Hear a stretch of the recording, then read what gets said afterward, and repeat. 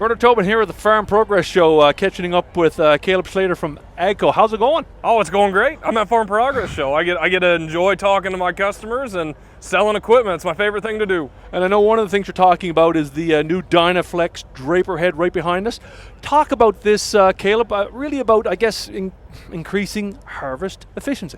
Yeah, so we have the 9300 here. We're launching it today. We're extremely excited about that, and that's our DynaFlex header.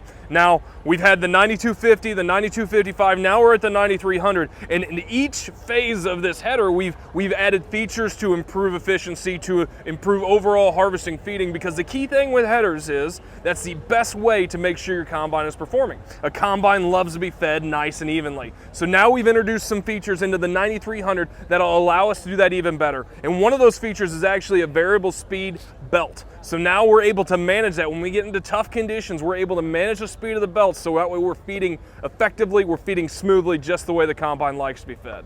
Now, you're going to get some tough conditions in crops like soybeans.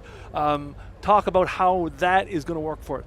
Yeah, so in soybeans, in a lot of those gnarly crops, you're gonna have to manage how it's going into that feeder house. You wanna make sure that when you're feeding it in, it's nice and even, heads first. It's just the old tradition. It still stands true today. That's how a combine brings it in. So by being able to manage the speed of that draper belt, now we can make sure that we're feeding it evenly. The other key thing that I would say is, because of how we have our draper head and our cutter bar, we have actually an 8-inch flex, 4 up, 4 down, and it's completely flexible cutter bar all the way across. So that means in tough conditions where you have low potted beans, you're gonna make sure you capture that. So now you're increasing your productivity, but you're also increasing your ROI, because you're making sure, or your return on investment, because you're making sure you're capturing crop that is going to pay you dollars in dividends at the end of the day that you might not have gotten if you were running a more rigid platform or even an auger head.